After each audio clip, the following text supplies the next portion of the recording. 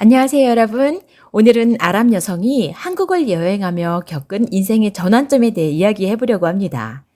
이분의 사연은 조금 길지만 끝까지 들어주시면 감사하겠습니다. 그리고 사연을 보내주신 여성분께서 꼭 전달해 달라는 메시지가 있었는데요.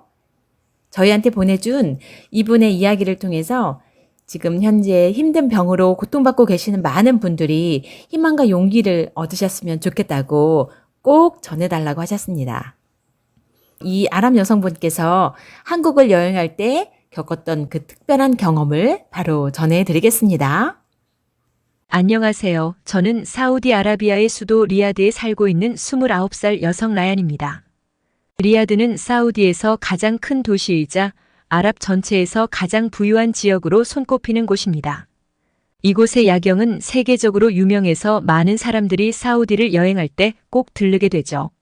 저는 어릴 때부터 리야드에서 자라왔고 현재는 지역 최대 카지노에서 근무하고 있습니다. 오늘 저는 4년 전 저에게 벌어졌던 기적 같은 이야기를 여러분과 나누고 싶어 이 사연을 보내게 되었습니다. 그럼 저의 드라마틱한 이야기를 시작해 볼게요. 4년 전 겨울, 저는 복부 쪽에 심각한 통증을 느끼기 시작했습니다. 처음에는 일시적인 증상일 거라 생각하고 대수롭지 않게 넘겼습니다. 어릴 때부터 잔병 치레가 많았기에 하루 이틀 지나면 괜찮아질 거라 생각했죠. 하지만 시간이 지날수록 몸 상태는 악화되기만 했고 통증은 더욱 심해졌습니다.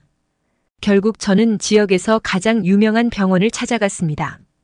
담당 의사 선생님은 저에게 초음파 검사를 권유했어요. 저는 본능적으로 큰일이 났다는 걸 느꼈고 만약 내 몸에 심각한 문제가 있다면 어쩌지 하는 불안감에 휩싸였습니다. 일주일 뒤 병원으로 검사 결과를 들으러 갔습니다. 의사 선생님의 표정이 매우 안 좋아 보였어요. 의사의 표정과 제가 느꼈던 통증으로 봤을 때 심각한 문제임을 직감했고 머릿속이 하얘졌습니다. 가슴이 철렁 내려앉았고 그 불길한 예감은 현실이 되었어요. 의사 선생님은 저에게 왜 이렇게 늦게 찾아왔냐며 호통을 쳤습니다. 저는 그 말을 듣고 눈물이 멈추질 않았어요. 가까스로 눈물을 멈추고 다시 의사의 말에 집중했습니다. 의사는 제 몸 상태에 대해 설명했습니다. 담낭에 암이 크게 번져 있었고 늦어도 너무 늦었다고요. 저는 의사에게 물었습니다. 그럼 여기서 제가 당장 할 수 있는 건 무엇인지, 앞으로 어떻게 해야 하는지를 말이죠. 의사는 수술과 항암 치료를 하더라도 예후가 좋지 못하고 현실적인 비용 문제도 무시할 수 없다고 했습니다. 이미 시기가 너무 지나버렸기에 마음의 준비를 하라고 말했어요. 운이 좋으면 몇 개월이라는 시한부 판정을 받았습니다. 그날 저는 수면제와 진통제를 처방받아 집으로 돌아왔습니다. 그때의 허무함은 이루 말할 수 없었습니다. 누구보다 바르고 정직하게 살아왔다고 생각했는데 왜 저에게 이런 일이 벌어졌는지 세상이 원망스러웠어요. 제가 믿고 있던 종교조차 의심하게 되더군요. 당시에는 너무나도 끔찍해서 지금 글을 쓰면서도 그때의 기분이 조금은 느껴지네요. 그날 이후로 저는 하루하루를 멍하게 창문 밖을 바라보며 보냈습니다. 통증이 시작되면 진통제를 먹었고 수면제 없이는 도저히 잠을 잘 수 없는 상황이었어요. 일상생활이 점점 더 피폐해졌습니다. 다니던 직장도 퇴사했고 당시 사귀던 남자친구와도 헤어졌습니다. 제 몸 상태를 말하면 그 친구는 저를 떠날 것이고 그렇게 되면 더 상처받을 거라 생각했어요. 그래서 제가 먼저 연락을 끊을 수밖에 없었죠. 그때는 정말 벼랑 끝에 서 있는 심정이었습니다. 참기 힘든 복부 통증과 삶이 얼마 남지 않았다는 사실이 가장 힘들었어요. 일상생활 속에 갑작스레 찾아오는 통증은 말로 표현하기 힘든 고통이었습니다. 저는 그때 생각했어요. 내게 소중했던 사람들을 한 명씩 찾아가 따뜻한 식사 한 끼를 대접하자고 말이죠. 가장 먼저 부모님을 찾아갔습니다. 제 예상과는 달리 부모님은 슬퍼하지 않으셨어요. 아니, 슬픔을 티내지 않으려 하셨죠. 끝까지 아무런 내색조차 하지 않으셨고 식사 자리에서 웃음을 보이기도 했답니다. 그리고 저에게 끝까지 희망의 끈을 놓지 말라고 말씀하셨어요. 지금 생각해보면 부모님도 저만큼이나 아니, 어쩌면 저보다 더 힘드셨을 거라는 생각이 듭니다. 다음으로는 친구들을 만났습니다. 친구들은 저에게 힘내라는 말들과 함께 많은 위로를 해주었고 식사하는 동안 제 몸 상태를 걱정해 주었습니다. 친구들의 한마디 한마디가 정말 고마웠지만 저 때문에 분위기가 무거워지는 것 같아서 급하게 대화 주제를 바꿨습니다. 요즘 다니는 직장은 어떤지, 근황은 어떤지 물어봤고 제 친구 안나가 미소를 띤 채 말했어요. 라얀, 너는 정말 강한 사람이야. 우리가 너를 위해 뭔가 해줄 수 있다면 언제든 말해줘. 그 말에 저는 눈물을 참을 수 없었고 친구들의 진심 어린 위로에 큰 힘을 얻었답니다. 그리고는 친구 안나는 지난달에 다녀온 한국 여행에 대한 이야기를 들려주었습니다.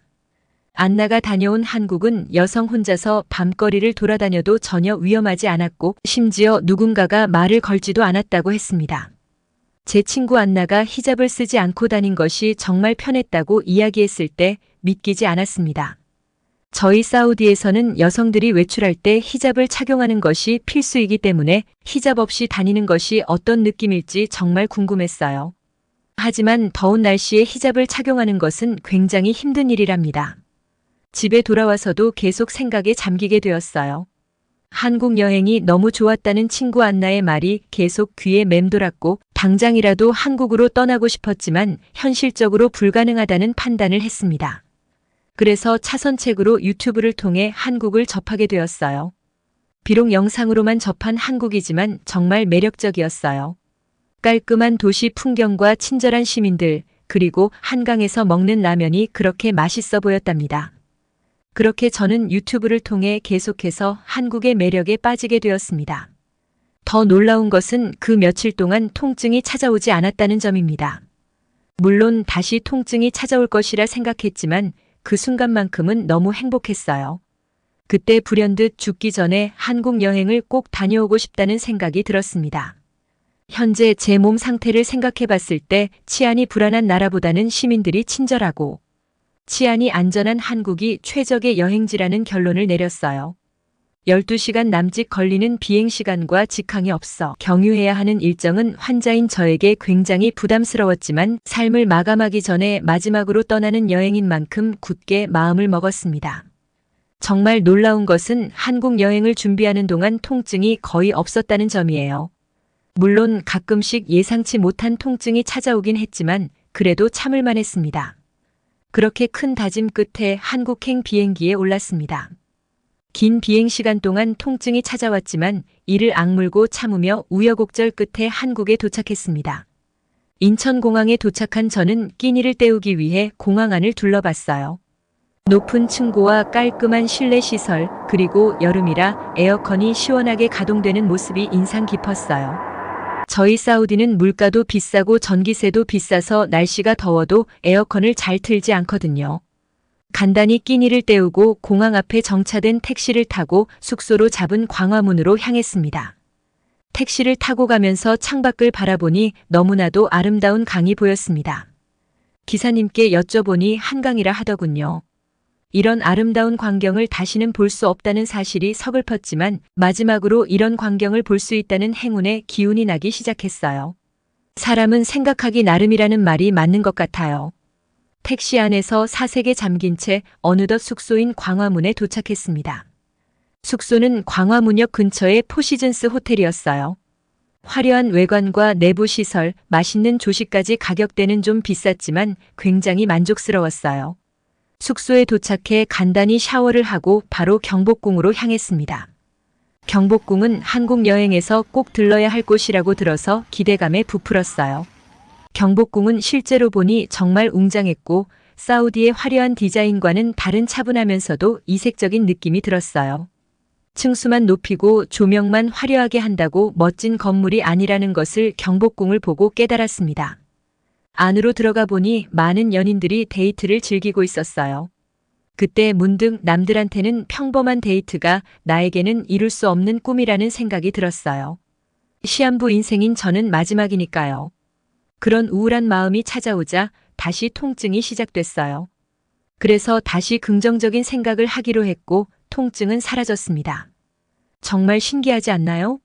마음가짐이 중요하다는 것을 이번 기회에 확실히 알게 되었습니다. 광화문을 둘러본 후 택시를 타고 명동으로 향했습니다. 사실 지하철로 이동할까 고민했지만 너무 낯선 환경과 좋지 않은 몸 상태 때문에 택시를 선택했어요. 명동에 도착하자마자 발 디딜 틈도 없을 정도로 많은 사람들에 깜짝 놀랐습니다. 특히 이곳에는 저 같은 아랍인들과 중국인들이 많았어요. 한국인보다 외국인이 더 많다는 생각이 들 정도였죠. 명동에 온 이유는 이곳이 화장품의 성지라고 들었기 때문입니다. 여성인 저는 미용에 관심이 많고 특히 한국의 뷰티 산업에 많은 흥미를 느끼고 있었답니다. 역시나 뷰티 강국답게 많은 화장품 가게들이 있었고 제가 찾던 제품들도 쉽게 구할 수 있었어요. 그렇게 명동에서 쇼핑을 즐기고 나니 어느덧 저녁이 되어 있었어요. 한국의 밤거리는 정말 안전하고 활기찬 분위기였어요. 한국 여행을 통해 많은 것을 느끼고 배웠지만 가장 큰 교훈은 마음가짐이 얼마나 중요한지 깨닫게 되었다는 점입니다. 명동에서 화장품 쇼핑을 하고 있었습니다. 하지만 마음 한편에는 우울한 생각이 떠나지 않았어요. 얼마 남지 않았는데 예쁜 화장품을 사봤자 무슨 소용일까? 하는 생각이 들었죠. 그런데 그 순간 갑자기 통증이 찾아왔어요. 아주 심한 통증은 아니었지만 우울한 생각이 들자마자 통증이 찾아와서 정말 놀랐답니다. 통증을 참고 휴식할 곳을 찾아 걸었고 다행히 눈에 익은 스타벅스를 발견했어요. 제가 사는 사우디에서도 유명한 스타벅스였고 저 역시 단골이었죠. 카페에 들어가 커피 한 잔을 시킨 뒤 앉아 있으니 뭔가 안정감이 느껴지더군요. 한국의 저녁 여름은 선선한 느낌이 들어서 제 취향과 딱 맞았어요. 그렇게 휴식을 취한 덕분에 통증이 줄어들었고 무사히 숙소에 도착할 수 있었습니다.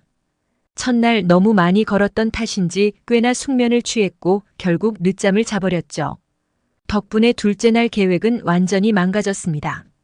원래는 한국 20대들이 많이 찾는다는 홍대에 가려고 했는데 광화문에서 홍대까지 꽤 거리가 있어서 계획을 수정해 동대문으로 가기로 했어요.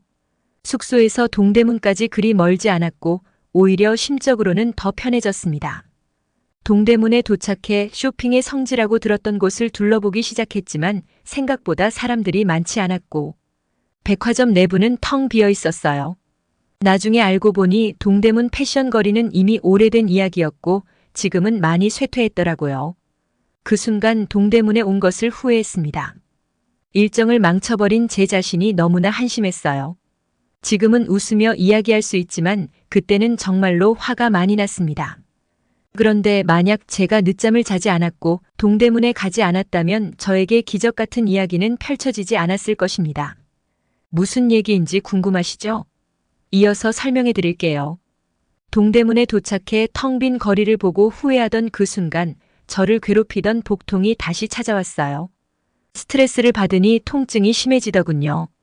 또다시 카페에 들어가 휴식을 취했지만 아무리 쉬어도 통증이 나아지질 않았습니다. 이번에는 뭔가 단단히 잘못됐다는 생각이 들었죠. 괜히 여행을 왔나 하는 생각도 들었어요. 1시간을 쉬어도 통증은 나아지지 않았고 진통제를 여러 알 삼켜도 효과가 없었어요. 결국 일정을 마무리하고 숙소에 들어가 휴식을 취하기로 했습니다. 그 순간 제 눈앞이 핑 돌더니 그대로 쓰러졌습니다. 눈앞이 희미하게 보였고 카페 손님들이 웅성거리는 소리밖에 들리지 않았어요. 거의 기절 상태였죠. 그때 어떤 아주머니가 다가와 제 몸을 흔들며 다급한 목소리로 소리쳤습니다. 저는 한국어를 알아듣지 못했지만 얼마 지나지 않아 구급차가 도착한 걸 보니 아마도 구급차를 불러달라는 소리였던 것 같습니다. 구급차에 실려 가장 가까운 대형 병원인 서울대학교 병원으로 향했습니다. 병실에 누워 링거를 맞고 안정을 취하니 통증은 사라졌어요. 하지만 그때 우울한 생각이 들면서 눈물이 나더군요. 왜 남들 같은 삶을 살지 못하는지, 왜 나만 아파야 하는지 같은 생각이었죠. 결국 병실에서 펑펑 울었습니다. 제 눈물을 본 같은 병실 환자들이 간호사를 호출했고 담당 의사 선생님까지 찾아오셨어요. 저는 제 상황을 하소연했습니다. 담낭에 암이 크게 번져 시한부 판정을 받았다고 말이죠. 하지만 한국 사람들이 제 말을 알아들을 리 없었고 의사와 간호사들은 당황한 기색이 역력했어요. 그때 한 직원이 들어왔습니다. 놀랍게도 그 직원은 아랍어를 굉장히 능숙하게 구사했어요. 나중에 알고 보니 아랍 국가의 귀족들이 한국의 의료기술을 높이 평가해 자주 방문했고 대형 병원에는 항상 아랍어 통역사들이 대기하고 있더라고요. 저는 통역사에게 상황을 설명하며 계속해서 울었습니다.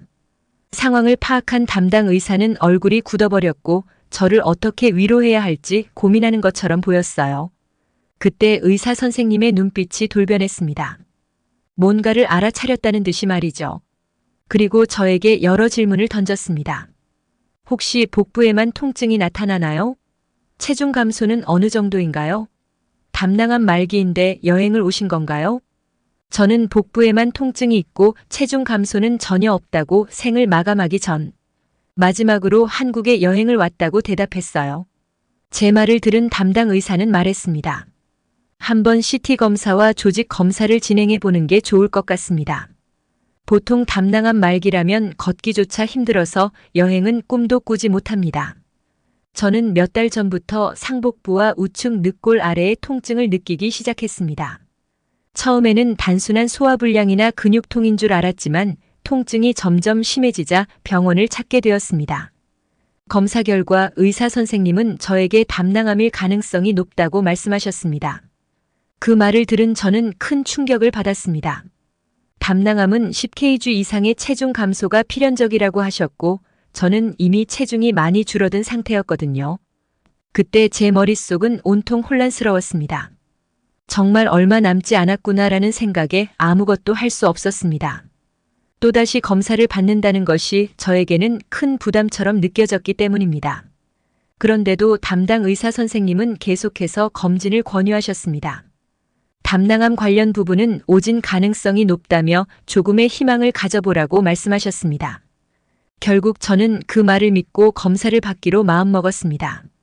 그러나 검사 결과는 충격적이었습니다. 담낭암이 아니었던 것입니다. 담당 의사 선생님은 저에게 담낭에 매우 큰 담석이 발견되었고 이것이 극심한 통증을 유발했을 가능성이 높다고 설명해 주셨습니다. 담석이 담낭암 조직일 확률은 극히 낮다고 하셨죠. 그 순간 저는 기쁜 마음보다는 멍한 기분이 들었습니다. 이게 뭐지? 하는 생각이 들었습니다. 정식으로 조직 검사를 시행한 결과 다행히도 담낭암이 아니었고 담석 역시 제거할 수 있었습니다. 담당 의사 선생님은 조금만 늦었더라면 담석이 암을 유발할 수도 있었다며 정말 다행이라고 말씀해 주셨습니다. 저는 그제야 안도감과 함께 허무함을 느꼈습니다. 담낭암 말기가 아니라는 사실에 감사하면서도 잠시나마 시한부 인생을 살았던 제 자신을 돌아보게 되었습니다. 사우디 의사의 말만 믿고 삶을 포기하려 했던 제 자신을 반성하게 되었습니다. 만약 제가 한국에 오지 않았다면 어떻게 되었을까요? 사우디 의사의 말만 믿고 죽음을 기다리며 살아갔을 것입니다. 그리고 결국 담석이 담낭암을 유발했을지도 모릅니다. 지금도 저에게 이런 일이 벌어졌다는 게 정말로 감사할 따름입니다. 저에게 한국은 너무나도 고마운 나라입니다. 이제는 당당하게 말할 수 있습니다. 한국은 저에게 두 번째 인생을 살게 해준 두 번째 고향이라고요. 한국 덕분에 찾게 된 제 인생의 두 번째 장인 만큼 하루하루 뜻깊게 살아가려고 노력 중입니다. 저에게 새로운 삶을 만들어준 한국에게 진심으로 감사드립니다. 이 글을 읽는 여러분들도 자신만의 꿈과 목표를 가지고 긍정적인 마음가짐으로 하루하루를 살아가셨으면 좋겠습니다. 오늘 제 이야기는 여기까지입니다. 끝까지 들어주셔서 진심으로 감사드립니다. 한국에 대한 좋은 경험도 갖고 건강도 되찾게 되었다는 가슴 뭉클한 이야기를 들으니 너무 다행입니다. 앞으로도 건강 잘 지켜나가시길 항상 한국에 대한 애정과 관심 부탁드리겠습니다. 항상 행복하세요. 네, 사연 보내주셔서 감사합니다. 자, 그럼 오늘 사연 어떻게 들으셨나요? 오늘 이야기가 재미있으셨다면 좋아요와 구독 부탁드립니다. 그리고 응원의 댓글도 부탁드리겠습니다. 여러분의 한국에서의 경험도 댓글로 공유해주세요. 그럼 지금까지 저는 감동을 함께 나누는 I love Korea였습니다. 영상 끝까지 시청해주신 분들 고맙습니다. 그리고 우리 구독자님들 사랑합니다.